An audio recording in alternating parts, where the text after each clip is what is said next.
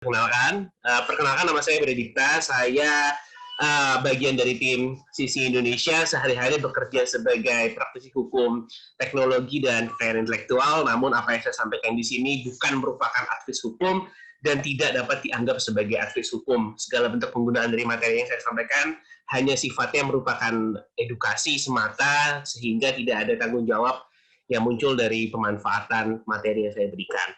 Hari ini saya diminta oleh Kak Koko dan Kak Nayu untuk memberikan materi terkait lisensi Creative Commons dan kaitannya terhadap sumber pembelajaran terbuka. Kita mulai langsung. Ini pernyataan sangkalan sekilas yang tadi sudah saya sampaikan. Kemudian materi hari ini ada memahami hak cipta, lisensi Creative Commons, serta penggunaan Creative Commons di dalam sumber pembelajaran terbuka.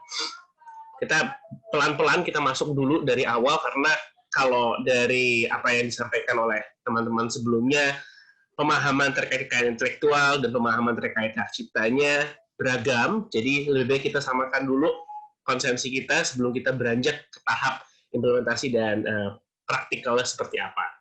Mungkin kita mulai dulu dengan pertanyaan pertama. Untuk mendapatkan perlindungan hak cipta, harus dilakukan pendaftaran. Benar atau salah? Silakan jawab di kolom chat. Silahkan jawab di kolom chat untuk para peserta sekalian.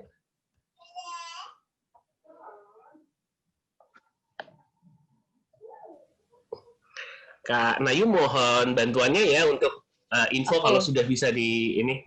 Mungkin kita kasih waktu aja ya, beberapa menit aja ya. Kita kasih waktu. Kebanyakan yang menjawab benar. Aku kasih waktu 5 detik ya, Kak ya. Oke, ini. Okay. 1, 2, 3, 4, 5. Stop. Benar semua jawabannya. Sayangnya salah. Jadi begini, perlindungan hak cipta itu sifatnya adalah deklaratif. Ketika suatu ciptaan sudah diumumkan di muka publik, maka mulailah perlindungan hak cipta. Tidak diperlukan pendaftaran. Kementerian Hukum dan HAM melalui Direktorat Jenderal Kekayaan Intelektual memberikan fasilitas pencatatan apabila dibutuhkan untuk transaksi hukum lainnya atau keperluan untuk pembelaan di depan persidangan. Tapi siapapun yang sudah melakukan pengumuman di muka publik sudah dianggap mendapatkan hak cipta. Pendaftaran itu biasanya diperlukan untuk mendapatkan hak-hak kekayaan intelektual lainnya, seperti hak merek, hak paten, hak desain industri, hak perlindungan varietas tanaman. Kalau misalkan, ini saya kasih contoh terkait dengan kopi luwak, jadi di dalam satu produk yang kita konsumsi sehari-hari, ada beberapa kekayaan intelektual, dari mulai hak merek, dari mulai paten, hak cipta, desain industri, dan segala macam yang ada di kiri sini bisa dilihat. Kenapa? Karena sebetulnya setiap hak kekayaan intelektual itu mempunyai definisi yang berbeda-beda dan fungsinya berbeda-beda. Merek itu mempunyai fungsi sebagai penanda produk. Paten itu terkait proses pembuatannya atau produk dari invensinya sendiri. Jadi ada sebuah temuan yang bisa dimanfaatkan secara industri dan berguna untuk memecahkan satu masalah, itu dapat diberikan paten. Hak cipta sendiri itu bisa tulisan, bisa gambar, bisa lukisan, yang sifatnya muncul dari kreativitas, daya pikir, dan pengetahuan dari seorang individual. Karakteristik kekayaan intelektual secara umum adalah hak kebendaan yang tidak berwujud, jangka waktu perlindungannya pun beragam, dapat dialihkan dan dilisensikan, perlindungannya bersifat teritorial dan berlaku setelah KI terdaftar kecuali antara lain hak cipta. Pengakuan dan perlindungan kekayaan intelektual berperan penting dalam valuasi dan komersialisasi kekayaan intelektual. Valuasi dan komersialisasi ini mungkin kita akan banyak bahas di dalam section terkait lisensi, pengalihan, dan pemanfaatan kekayaan intelektual. Oke. Nah, dasar hukum kekayaan intelektual itu apa saja? Karena jenis kekayaan intelektual ada banyak, maka sebetulnya undang-undangnya ada beberapa. Dari mulai Undang-Undang Nomor 29 Tahun 2000 hingga yang paling baru adalah Undang-Undang Nomor 11 Tahun 2020 tentang Cipta Kerja yang mengubah Undang-Undang Nomor 13 Tahun 2016 tentang merek dan indikasi geografis dan Undang-Undang Nomor 13 Tahun 2016 tentang paten dan Undang-Undang Nomor 20 Tahun 2016 tentang merek dan indikasi geografis. Tapi fokus kita hari ini adalah tentang Undang-Undang Nomor 28 Tahun 2015 tentang hak cipta. Kenapa? Karena lisensi Creative Commons memang fokus untuk copyright atau kreasi-kreasi ciptaan yang dilindungi di dalam hukum Indonesia berdasarkan Undang-Undang Nomor 28 Tahun 2014 tentang hak cipta. Kita tidak berbicara tentang obat, kita tidak bicara tentang teknik untuk mengatasi latensi komunikasi dalam penangkapan sinyal oleh handphone, kita tidak bicara tentang gambar tertentu untuk keperluan merek dan segala macam. Kita fokus hari ini tentang hak cipta. Oke. Sedikit banyak mungkin sudah ada yang kenal terkait hak cipta. Pertanyaannya adalah hak cipta terdiri atas hak ekonomi dan hak moral. Benar atau salah? Silakan Kak Ayu untuk membantu. 1, 2, 3, 4, 5. Oke, polling ditutup. Ini banyak yang menjawabnya. Sebagian besar benar jawabnya. Betul. Jadi hak cipta itu sebetulnya adalah hak yang terdiri lagi ke dalam subhak. Ya, ada hak turunannya, yaitu hak ekonomi dan hak moral. Kita sebelum dibahas apa itu hak ekonomi dan hak moral, ada beberapa pertanyaan lainnya. Jangka waktu perlindungan hak cipta sama dengan hak kekayaan intelektual lain seperti hak paten dan hak merek. Benar atau salah? Oke, 1, 2, 3, 4, 5. Sebagian besar jawab benar, Kak Bre. Oke. Sayangnya salah. Hak merek itu, jangka waktu perlindungannya adalah 10 tahun dan dapat diperpanjang setiap 10 tahun itu dengan melakukan pembayaran biaya perpanjangan. Hak paten itu hanya berlaku 20 tahun dan tidak dapat diperpanjang lagi. Sepanjang 20 tahun itu, pemilik paten, pemegang paten, harus melakukan pembayaran biaya tahunan atau annuity fee kalau kita biasanya bilang, untuk memastikan bahwa patennya tetap terlindungi, hak patennya tetap aktif. Sedangkan hak cipta itu beda dengan hak paten dan hak merek, di mana kalau hak cipta itu yang dipublikasikan oleh badan hukum, maka berlangsung selama 50 tahun, sedangkan untuk hak ekonominya ada periode-periode tertentu yang nanti akan disampaikan. Tapi poinnya adalah ini berbeda dengan hak paten dan hak merek. Lanjut lagi, perlindungan hak cipta mencakup seluruh ciptaan individual. Benar bukan ciptaan, tapi buatan individual. Benar atau salah?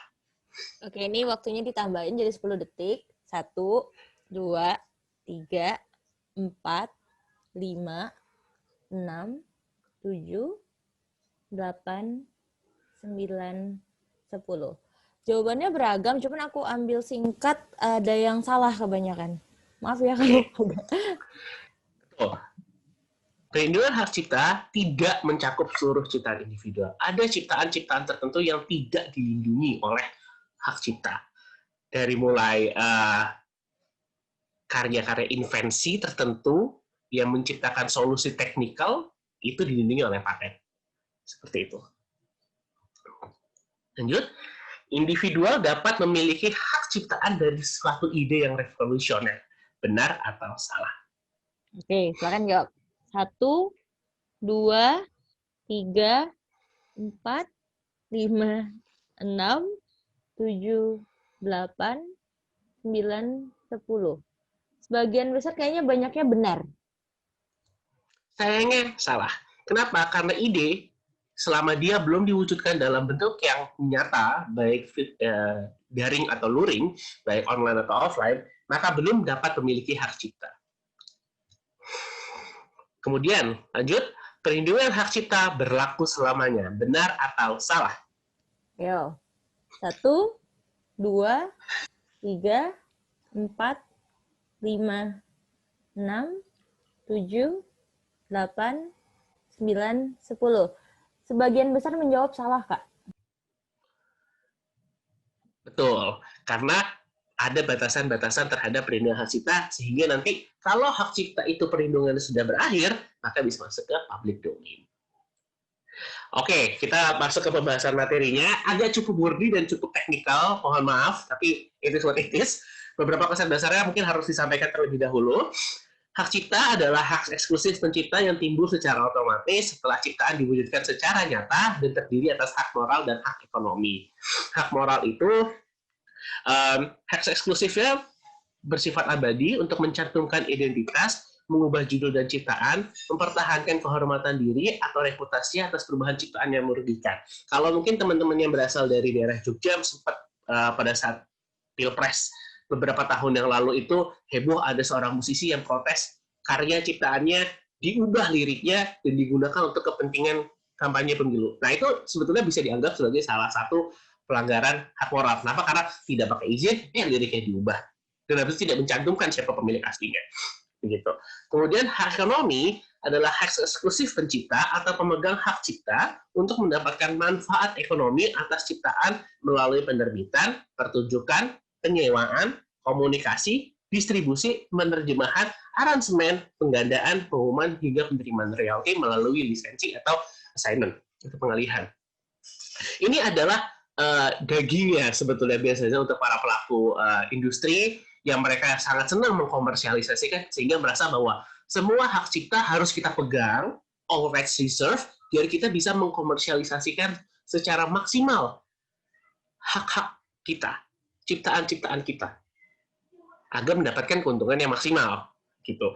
Karena karya mendapat perlindungan hak cipta itu cukup banyak, dari mulai buku hingga program komputer, dan jangka waktu perlindungannya sendiri, kalau hak moral untuk perorangan adalah tanpa batas waktu, sedangkan hak ekonominya seumur hidup plus 70 tahun, sedangkan badan hukum sebetulnya tidak punya hak moral, kecuali dia ada pencipta di bawahnya, namun hak ekonominya adalah 50 tahun.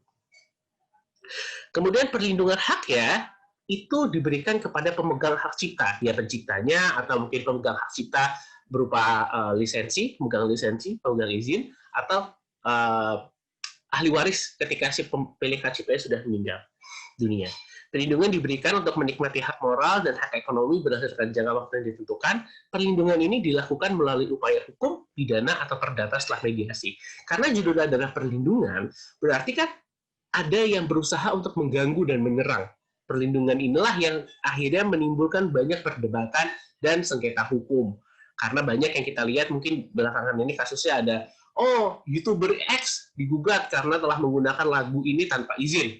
Itu adalah upaya negara memberikan hak kepada pemilik hak cipta untuk melindungi apa yang menjadi haknya, sehingga diperbolehkan untuk melakukan upaya hukum agar haknya bisa dikembalikan. Begitu. Konsepnya seperti itu. Karena apa? Karena ini juga sangat relevan dengan diskusi kita pada hari ini tentang pemanfaatan ciptaan untuk sumber pembelajaran terbuka. Ketika sumber pembelajaran terbuka itu mengambil ciptaan-ciptaan, karya-karya yang ternyata tidak dilisensikan secara terbuka, ini dapat berujung kepada upaya hukum, gugatan hukum dari pemilik hak ciptanya.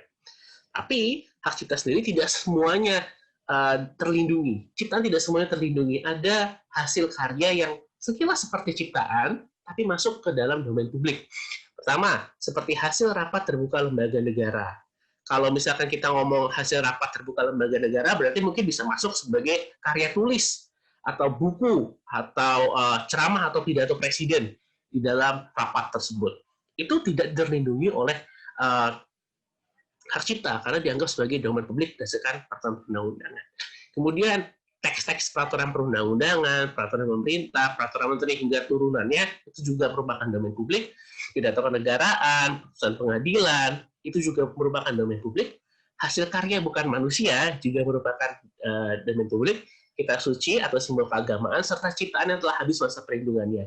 Di bawah itu sudah ada beberapa simbol yang berwarna biru, itu adalah contoh-contoh yang bukan merupakan, contoh-contoh yang karyanya adalah masuk ke domain publik. Yang paling kiri adalah artificial intelligence. Dengan munculnya teknologi yang ada saat ini, kecerdasan intelijen itu, kecerdasan artifisial itu akhirnya bisa membuat sebuah ciptaan baru. Nah, banyak yang bilang bahwa ini seharusnya mendapatkan perlindungan hak cipta, tapi berdasarkan undang-undang kita belum bisa. Kenapa? Karena itu terbatas di individual. Yang tengah itu ada gambar primata, entah itu monyet atau simpanse atau orangutan. Mbak Leli mohon maaf kalau saya salah dalam mengklasifikasi genus dan spesiesnya. Tapi ada kasus di California di mana ada foto seekor hewan primata mengambil foto menggunakan kamera milik fotografer, dan itu dinyatakan oleh pengadilan merupakan public domain karena dia bukan manusia. Yang ketiga sih jelas itu adalah putusan undang-undang. Nah, selain hasil karya yang berupa domain publik, ada hasil karya yang tidak dilindungi hak cipta, seperti hasil karya yang belum diwujudkan, ide, prosedur, sistem, metode, konsep, temuan atau data yang nantinya belum digabungkan dan telah digabungkan atau dinyatakan digabungkan dalam sebuah ciptaan, alat, benda, atau produk yang diciptakan hanya untuk menyelesaikan masalah teknis atau yang bentuknya hanya ditujukan untuk kebutuhan fungsional. Nah, ini biasanya masuk ke dalam desain industri atau paten. Nah, oke, selanjutnya kuis kembali. Pemanfaatan hak cipta untuk tujuan tertentu tidak memerlukan izin. Benar atau salah? Ayo, silakan dijawab. 1, 2, 3, 4, 5, 6, 7, 8, 9, 10. Kebanyakan menjawab salah, Kak Bre. Sayangnya benar. Tadi kan juga ada, jadi ini yang akan kita pelajari yaitu terkait fair use, kita akan belajar terkait pengecualian-pengecualian di dalam hak cipta, di mana tanpa izin penciptanya sebetulnya kita bisa mengambil meskipun bukan menjadi alternatif utama.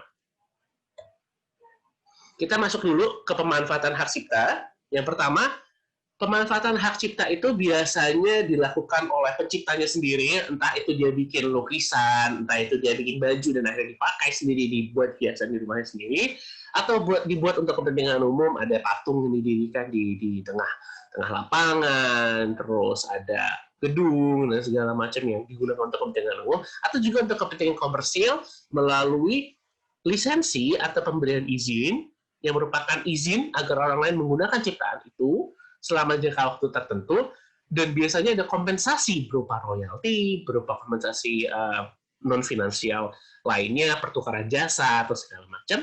Dan lisensi ini hanya terbatas pada hak ekonomi dan jangka waktunya tertentu. Ada waktu tertentu di mana ketika lisensi itu sudah habis, secara hukum harus dikembalikan ke pemiliknya. Kemudian selain lisensi, ada yang namanya pengalihan atau jual beli hak, lebih mudahnya.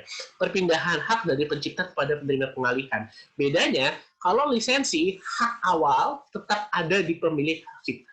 Tapi kalau kita ngomong pengalihan, kecuali ditentukan lain, maka haknya berpindah semua kepada siapapun yang menerima itu. Jadi, mungkin yang mudahnya adalah kita ngomong soal database pengguna Uber di Asia Tenggara. Ketika Uber cabut dari Indonesia, ketika Uber hengkang dari Indonesia pengoperasiannya, maka seluruh database-nya dialihkan, dijual kepada Grab sebagai pihak yang telah mengakuisisi kegiatan operasional Uber di Indonesia. Itu adalah salah satu contoh dari bentuk pengalihan. Tapi pengalihan ini juga hanya terbatas sebetulnya kepada hak ekonomi saja. Hak moral tidak dapat dilakukan jual beli. Hak moral hanya bisa dilakukan transfer dari pemilik hak cipta kepada ahli waris ya, atau orang lain berdasarkan wasiatnya setelah pemilik hak moral meninggal dunia. Nah, tadi kita sebelumnya di kuisnya adalah terkait tentang hak cipta bisa dimanfaatkan secara tanpa izin untuk tujuan tertentu. Kenapa? Karena di dalam Undang-Undang Nomor 28 Tahun 2014 ada pembatasan perlindungan hak cipta, di mana pemanfaatan hak cipta tanpa izin tidak dianggap pelanggaran jika memenuhi beberapa atau satu dari poin-poin yang sudah saya sampaikan di sini. Cukup banyak, bisa langsung dilihat lagi di Undang-Undang Nomor 28 dari 2014 ya, tapi secara spesifik yang akan kita bahas pada hari ini adalah penggunaan, pengambilan, penggandaan, dan atau pengubahan status ciptaan jika sumbernya disebutkan atau dicantumkan secara lengkap untuk keperluan pendidikan, penelitian, penulisan karya ilmiah, penyusunan laporan, penulisan kritik, atau tinjauan suatu masalah dengan tidak merugikan kepentingan yang wajar dari pencipta atau pemegang hak cipta. Ceramah yang hanya untuk tujuan pendidikan pun juga dianggap sebagai penggunaan yang wajar selama pertunjukan atau pementasan itu tidak dipungut bayaran. Tapi ini yang mesti diperhatikan. Ketika kita mau menggunakan suatu ciptaan milik orang lain tanpa izin, ini akan menjadi permasalahan ketika kita tidak bisa membuktikan bahwa kita tidak mengganggu hak atau kepentingan dari si pemilik penciptanya. Sehingga kalau saya pribadi, tidak seharusnya pemanfaatan ciptaan tanpa izin penciptaan dengan dasar pembatasan di atas menjadi dasar utama. Karena pemanfaatan yang berdasarkan pembatasan rentan untuk mendapatkan perlawanan pemilik hak cipta.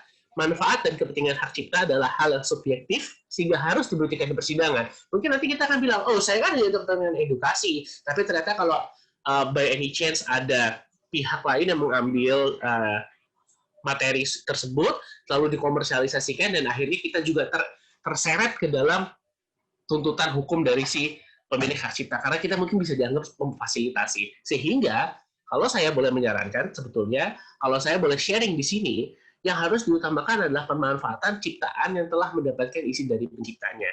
Izin ini juga tidak harus melulu lisensi antara dua belah pihak. Izin ini bisa bentuk lisensi terbuka, yaitu Creative Commons, OGL, dan berbagai macam lisensi-lisensi terbuka lainnya. Kenapa? Karena ini menjadi backup kita, menjadi alasan kita bahwa saya sudah mendapatkan izin kok dari penciptanya, toh dia pakai izin lisensi terbuka. Jadi tidak ada alasan lain untuk pencipta atau pihak lain yang iseng atau mengaku sebagai pemilik lisensi untuk melakukan gugatan kita.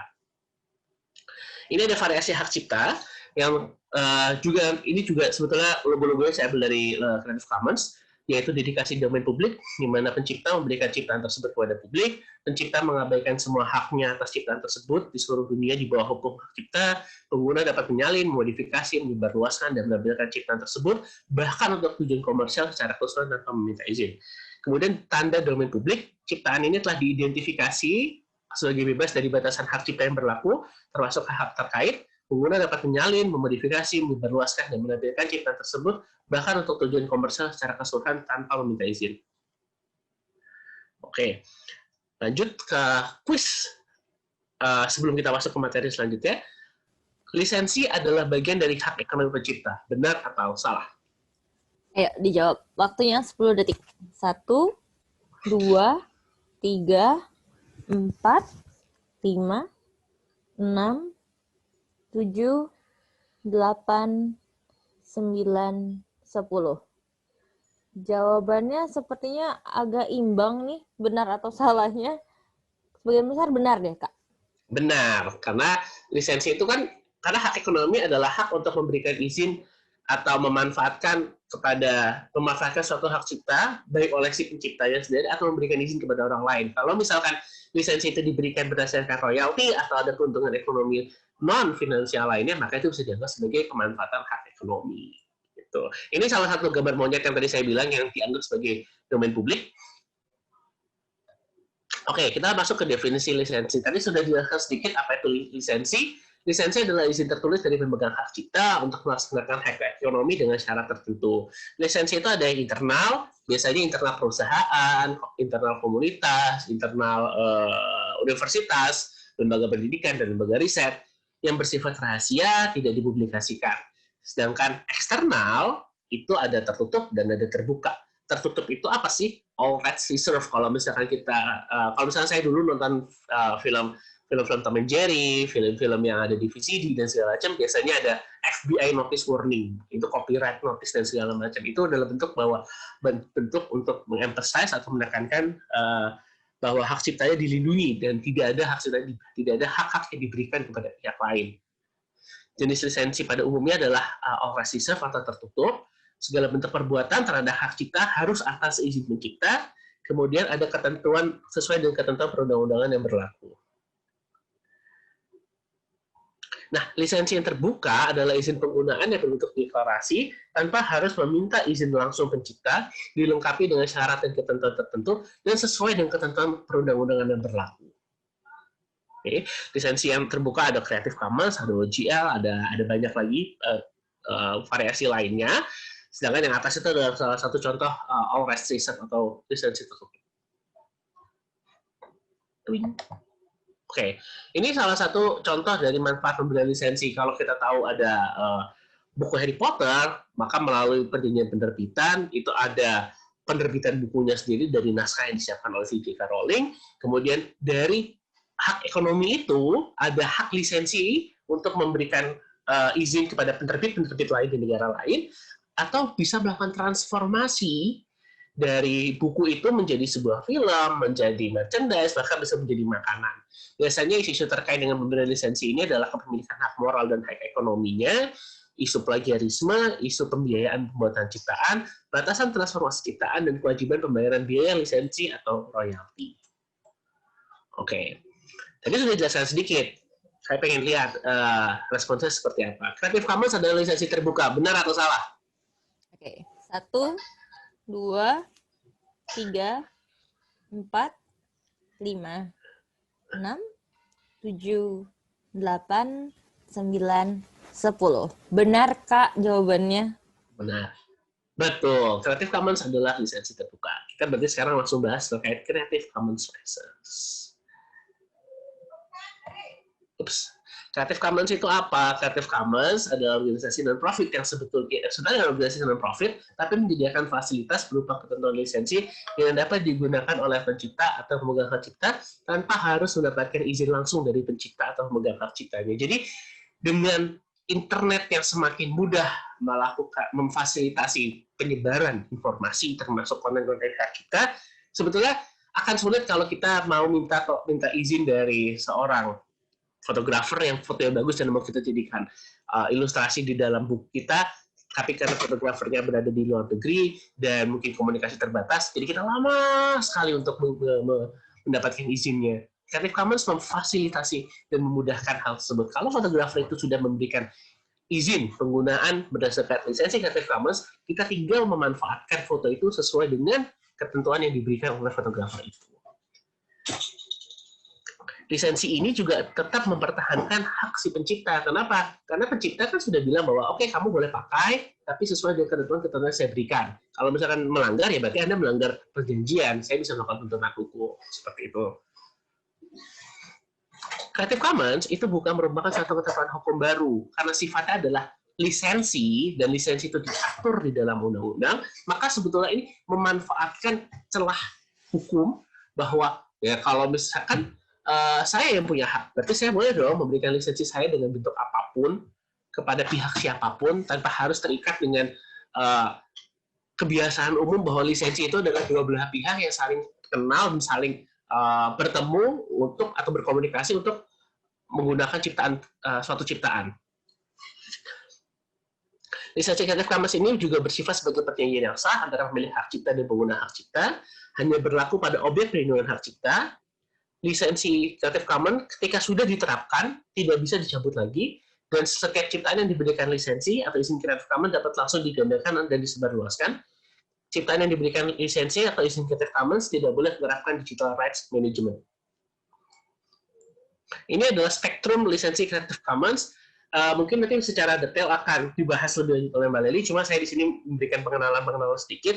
Spektrumnya ada 4, yaitu atribusi, berbagi serupa, non-komersial, dan tanpa turunan. Atribusi ini apa? Atribusi ini adalah lisensi yang mewajibkan siapapun yang menggunakan harus menyebutkan pemiliknya, atau pencipta aslinya siapa, pengguna awalnya siapa, yang memberikan deklarasi ke publiknya siapa. Ini wajib mencantumkan nama pencipta dan sumber, menyatakan perubahan yang dibuat jika ada.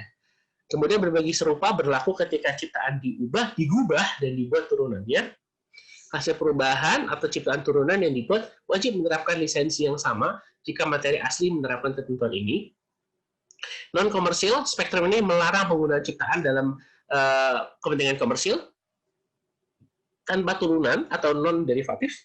Spektrum ini melarang pengguna ciptaan untuk mengumumkan setiap hasil pengubahan, atau pembuatan ciptaan turunan dari ciptaan. Jadi tidak boleh ada perubahan dari bentuk ciptaannya sendiri. Di kanan ini ada jenis-jenis kombinasinya, CC BY, CC BY SA, CC BY NC, CC BY ND, CC BY NC SA, CC BY NC ND, dan di bawah adalah rumus atribusinya ketika kita akan menggunakan atribusi CC BY atau CC lain tapi yang ada CC BY-nya.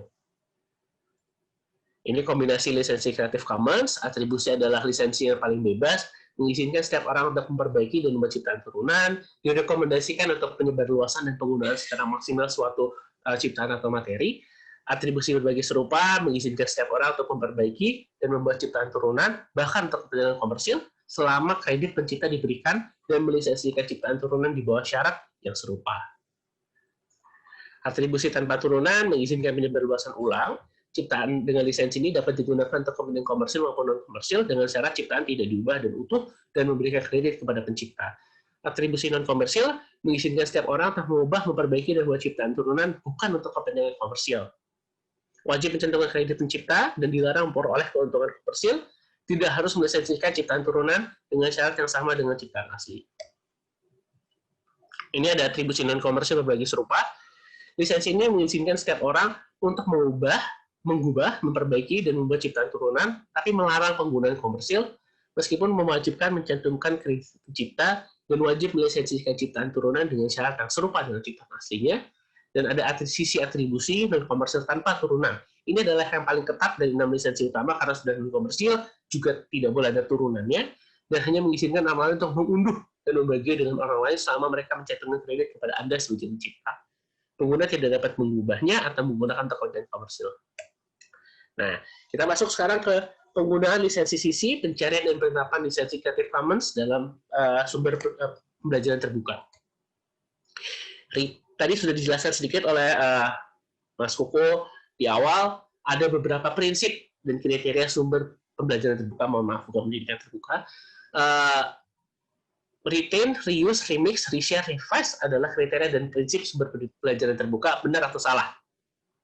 Ayo, jawab dari sekarang, teman-teman. 1, 2, 3, 4, 5, 6, 7, 8, 9, 10. Benar semua jawabannya, Kak.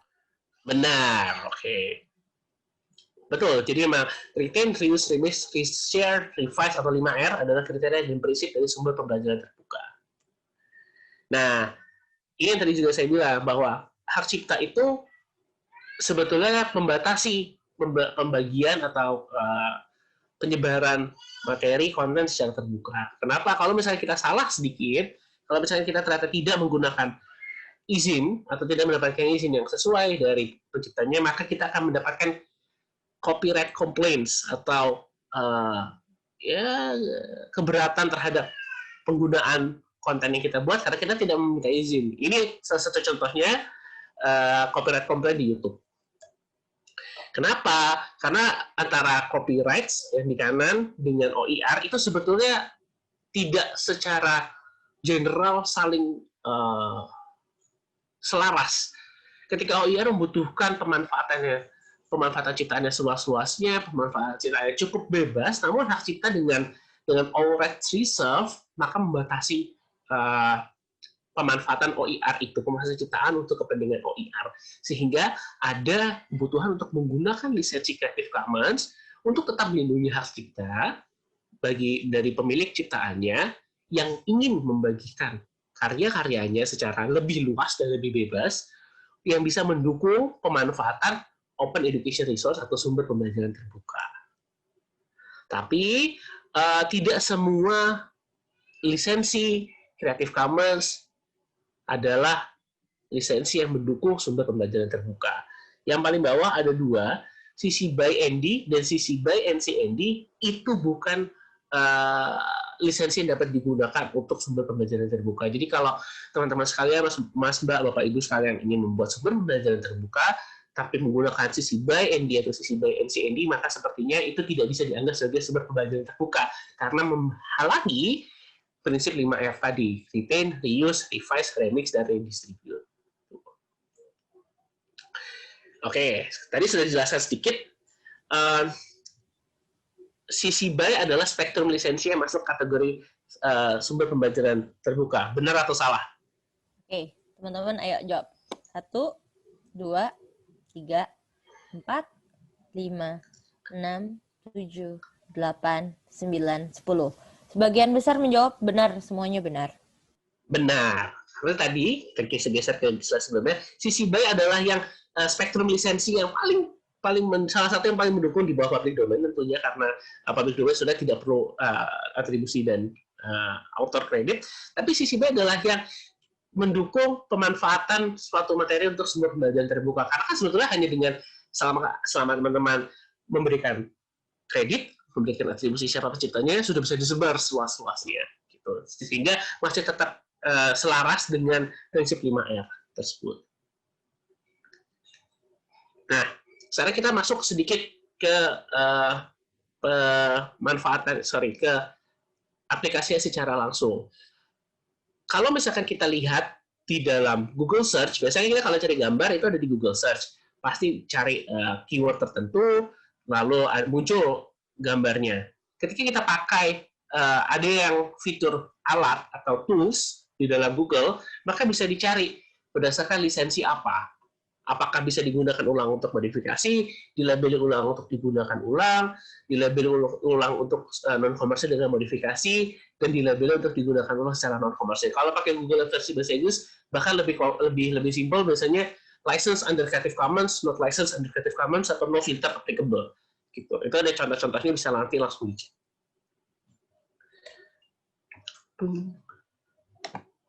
Ini nggak tahu kalau mau langsung cari yang sudah pasti ada lisensi CC-nya, bisa cari di CC Search, creativecommons.org, tinggal search dengan keyword tersebut, dan nanti akan muncul materi-materi yang bisa digunakan untuk membuat materi kita sendiri. Atau flickr.com untuk pencarian yang bisa menggunakan tool serupa, dan atau database dari konten-konten yang dilisensikan Creative Commons. Oh, ternyata sudah selesai. Dan setelah masih ada lagi materi-materi dan lagi sumber-sumber lainnya. Saya bisa pakai Pixabay, Pexels.com dan segala macam lainnya yang bisa mencari gambar-gambar, materi-materi yang tidak melanggar hak cipta selama kita mencari dengan lisensi Creative Commons. Kita akan masuk ke dalam teknis pemanfaatan atau teknis penggunaan lisensi Creative Commons ke dalam satu ciptaan. Pertanyaannya adalah, untuk menggunakan lisensi CC, pencipta harus mengerti ilmu pemrograman komputer. Benar atau salah? Ya, dijawab semuanya. 1, 2, 3, 4, 5, 6, 7, 8, 9, 10. Semuanya menjawab salah, Kak. Tepat. Karena tidak harus mengerti ilmu program komputer, walaupun CC license itu bisa dibaca oleh komputer program. Kalau misalnya kita pakai teks yang diambil dari website CC, kita tidak perlu mengerti ilmu program komputer. Paling tidak kita bisa menempelkan spektrum lisensi yang kita inginkan dari lisensi Creative Commons di ciptaan kita. Selama pertama kita harus paham dulu nih pilihan lisensi yang mau kita pakai. Itu tergantung dari keperluannya, tujuannya, dan manfaatnya akan diambil. Apakah kita ingin perluasan seluas-luasnya, atau kita mau ada pembatasan-pembatasan yang ya cukup moderate lah. Kalau misalnya kita ingin luas-luasnya, tinggal pasang aja CC BY. Kalau misalkan kita lihat bahwa oke, sumber OIR kita cukup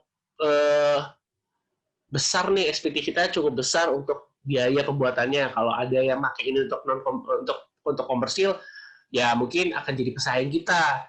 Oke lah, kita pasang saja yang CC BY NC. Selama itu bisa di-reshare, remix, redistribute, ya nggak apa-apa. Kita tinggal pasang tuh CC BY non-komersial. Gitu. Baru nanti tinggal ditempelkan lisensinya, tempelkan logo yang merepresentasikan pilihan lisensi Creative Commons Anda. Anda juga dapat menyertakan tautan lisensi Creative Commons, ada pilihan ciptaan Anda. Jadi bisa dengan menempelkan logo tersebut, atau bisa dengan tulisan, let's say, dokumen ini dilisensikan dengan lisensi Creative Commons 4.0, versi internasional, CC BY NC, atau CC BY. Seperti itu. Dengan begitu saja, itu sudah menerapkan ciptaan, sudah memberikan ciptaan kita lisensi Creative Commons, dan ketika itu sudah ditempelkan, maka tidak bisa diubah lagi. Begitu. Sepertinya itu cukup dari saya untuk penjelasan terkait dasar hak cipta, lisensi CC, dan pemanfaatannya. Saya tadi dapat titah dari Kak Nayu dan Kak Koko untuk membahas studi kasus. Langsung atau bagaimana, Kak? Bisa langsung aja. Oke, karena sudah disuruh langsung, saya lanjut. Studi kasus gimana? Jawabnya nanti di chat juga ya, beberapa yang bisa menjawab, silakan. Dan kemarin tadi kan aku udah bagiin brosur, bisa juga ngeliat brosur ya Kak Bre ya. Oh, silakan. Kita bukan ujian kok. Oke, silakan. Oke, sebentar. Agak-agak nge-lag ini. Oke, studi kasus ya. Studi kasus pertama. Seseorang bernama Rudy memiliki hobi membuat cerita bergambar yang mengisahkan tentang peliknya kehidupan di ibu kota. Rudy berencana menerbitkan cergamnya melalui situs web pribadinya tahun depan. Oh, resolusi 2021. Lisensi mana yang cocok digunakan oleh Rudy apabila ia mengizinkan pembuatan karya turunan terhadap cergam-cergamnya hanya dengan ketentuan lisensi yang sama serta melarang setiap penggunaan untuk kepentingan komersial terhadap cergam tersebut.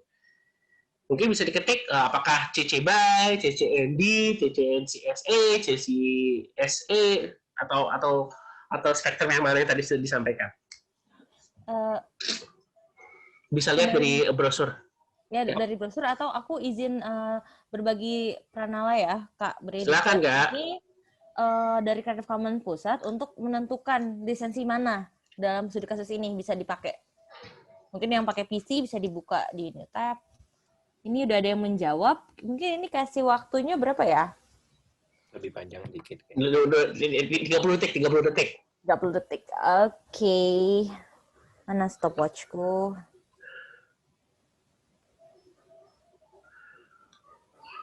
Yuk, bisa lihat brosur, bisa klik pilihan lisensinya itu berbahasa Indonesia, cuman jawab 2 pertanyaan, nanti akan kombinasi jawabannya itu dari 6 lisensi sisi. Jadi kalau dilihat ya Kak ya, studi kasus ini yang satu ciptaannya, kedua izin penggunaannya ya Kak ya. Paragraf 1. Wah, sudah ada beberapa yang menjawab. Oke. Ini ada yang sisi by NC, Kak Bre, ada yang sisi by NCSA.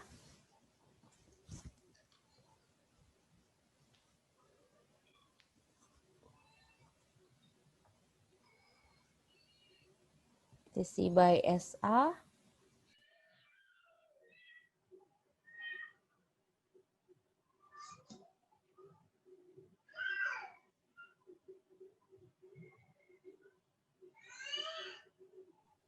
Mohon diulang, tadi ada 4 variannya itu.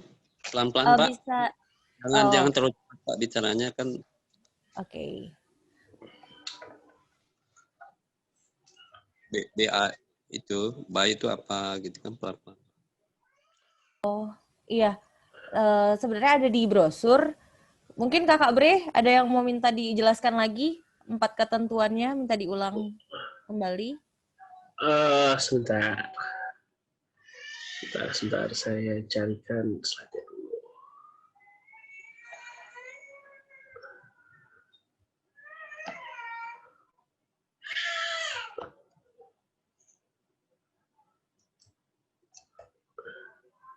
Ada 6 ya? Ada 6. Betul, ada 6, tapi logo-logonya ada 4. Ya, bentuk-bentuk lucunya itu ada 4. Tapi sebentar, saya coba. Itu bisa dilihat di dalam, ini ya, link yang tadi di-share sepertinya ya. Aku, ini linknya tuh bisa diklik ya, nanti dilihat aja. Dipilih, dia ada mengkombinasikan 2 pilihan. 2 pertanyaan yang sesuai dengan studi kasusnya. Ini sebenarnya sudah sampai 2 menit. Stop dulu untuk pertanyaan pertama, karena ada pertanyaan berikutnya ya Kak ya.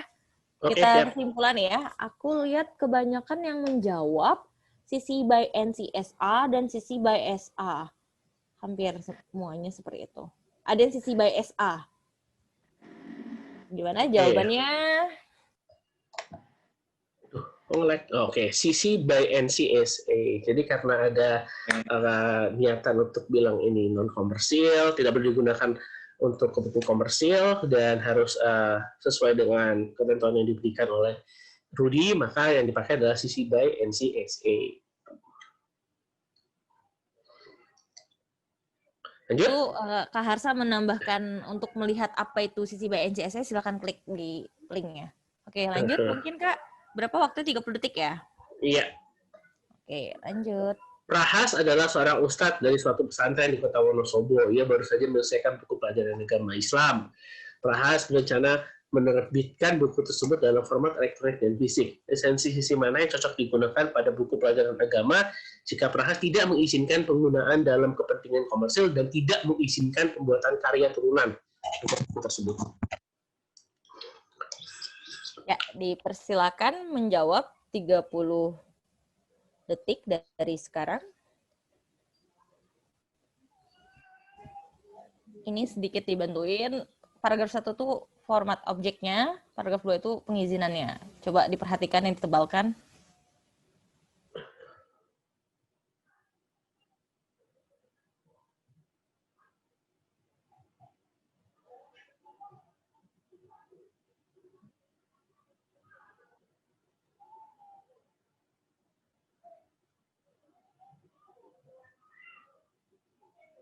Ya, waktu sudah habis. Kak Bre, kebanyakan yang menjawab sisi by ada yang Andy. Ada yang benar jawab.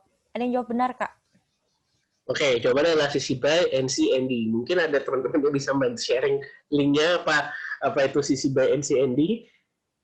Kalau ini bukan untuk OIR ya, Kak ya, karena ada ND-nya ya, betul, Kak ya. Betul, tidak bisa untuk OIR. Akhirnya tidak bisa di remix ya kalau bener ini ya seperti ya nggak bisa di remix ya karena nggak bisa diambil sedikit terus dipindahkan ke materi yang lain. Ya udah itu aja materinya. Bukunya aja yang bisa di-share. Lanjut. Ronda adalah seorang pengajar sekolah menengah atas di Kota Malang. Ia telah tuntas menulis sebuah buku pelajaran matematika untuk siswa kelas 1 sekolah menengah atas. Ronda berencana menerbitkan buku tersebut dalam format elektronik dan fisik. Lisensi sisi mana yang cocok digunakan pada buku pelajaran matematika tersebut jika Ronda mengizinkan penggunaan dalam kepentingan komersial, mengizinkan penggunaan dalam kepentingan komersial, serta pembuatan karya turunan hanya dengan lisensi yang sama. Oke, 30 detik dari sekarang. Coba dilihat itu mengizinkan penggunaan dalam kepentingan komersial serta pembuatan karya turunan hanya dengan lisensi yang sama. Wah, sudah mulai cepat nih pada jawabnya. Ya, terima kasih Kak Harsa setelah dibantu setiap jawaban dikasih linknya.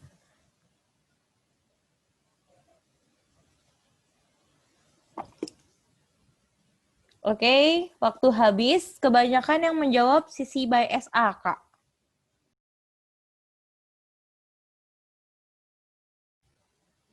Betul sekali. Yang digunakan adalah lisensi CC by SA.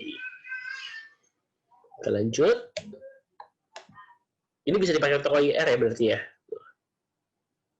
Ya. Studi kasus 4, Bambi adalah seorang pembuat film dokumenter yang baru saja menerima dana hibah dari suatu lembaga donor untuk menggarap film dokumenter tentang sejarah kemerdekaan Pakistan. Lembaga donor itu mewajibkan agar karya dapat bebas diakses dan dimanfaatkan dalam kepentingan komersil, namun tidak boleh dibuat karya turunannya. Lisensi mana yang cocok untuk film dokumenter tersebut? Ya, akan dijawab 30 detik dari sekarang. Nah, coba kita lihat. Mewajibkan karya tersebut dapat bebas diakses dan dimanfaatkan dalam kepentingan komersial. Namun tidak boleh dibuat karya turunannya. Wah, jawabannya sudah mulai cepat.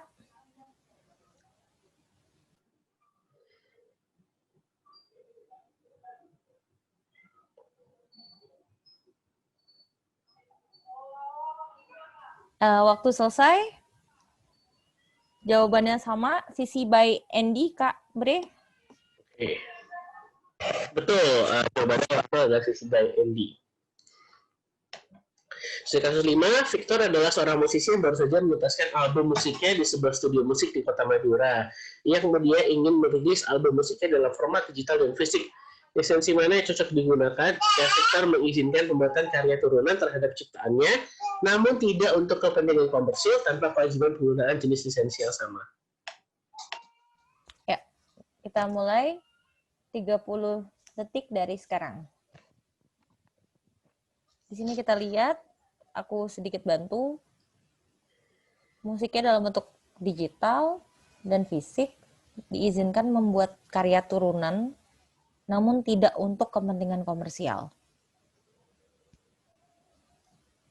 Coba ingat-ingat yang mengizinkan untuk karya turunan tuh yang mana? Yang tidak untuk kepentingan komersial tuh apa? Dan tanpa kewajiban penggunaan jenis lisensi yang sama.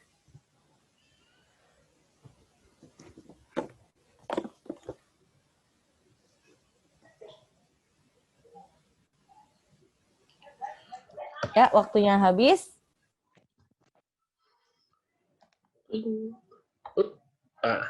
Yang dipakai adalah CC BY NC. Bagaimana kan ini? Kita bisa lanjut? Ya, lanjut Kak. Nabil adalah seorang peneliti tumbuh-tumbuhan dari suatu lembaga pendidikan di Kota Bandung. Ia ingin memberikan karya tulis ilmiahnya serta data yang himpun melalui salah satu jurnal dengan tema keanekaragaman hayati. Lisensi sisi mana cocok digunakan jika Nabil mengizinkan penggunaan ciptaan dalam kepentingan komersil dan pembuatan karya turunan terhadap karya tulis serta data yang ia himpun tanpa kewajiban penggunaan jenis lisensi yang sama. Oke, 30 detik dari sekarang. Coba diperhatikan. Mengizinkan penggunaan ciptaan dalam kepentingan komersial dan pembuatan karya turunan terhadap karya tulis tanpa kewajiban penggunaan jenis lisensi yang sama. Mengizinkan penggunaan ciptaan dalam kepentingan komersial. Wah, sudah mulai banyak yang jawab. CC BY NC, CC BY NCSA, dan CC BY juga. Oke, waktu habis Kak Bre. CC BY. Wah, tidak pakai yang lain-lain saja. Karena dia mengizinkan dan tanpa kewajiban. Jadi kan ya, mengizinkan untuk komersial berarti tidak pakai NC. Tanpa kewajiban NC berarti tidak perlu pakai SE. Boleh membuat turunan berarti tidak perlu ada larangan derivatif atau non-derivatifnya juga tidak dipakai. Kalau dipakai, non-derivatifnya berarti ada larangan untuk membuat turunan. Kalau ada tempelan non-komersial berarti tidak boleh ada upaya komersialisasi. Emang saya juga masih kebalik-balik kok. Yang pinter Tolong karena ini, ya. Kak Harsa sudah ngasih link-link contoh lisensinya, mungkin bisa dilihatkan, dijelaskan bagiannya itu apa aja, lisensi singkat, lisensi lengkapnya. Oke. Salah satu aja dipilih. Di link ya? Ups. Ya, ini yang Harsa CC BY contohnya. Oke, sebentar ya. Tadi saya close dulu. CC BY.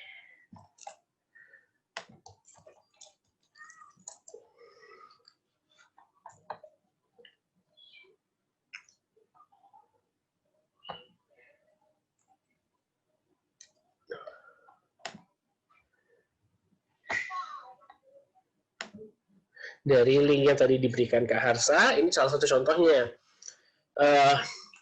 CC BY atau atribusi 4.0 internasional berarti kita sebagai pengguna ciptaan dapat menyalin dan menyebarluaskan kembali materi ini dalam bentuk atau format apapun.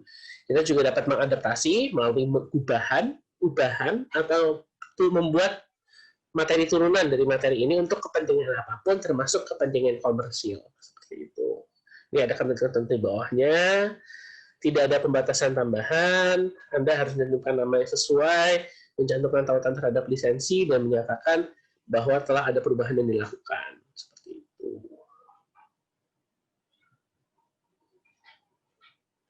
Demikian, pertanyaannya juga sudah habis, Kak Nayu. Mungkin saya kembalikan ke Kak Nayu untuk sesi selanjutnya. Bagaimana? Ya. Oke, saya stop sharing. Terima kasih atas perhatiannya semua. Selamat siang. Assalamualaikum warahmatullahi wabarakatuh.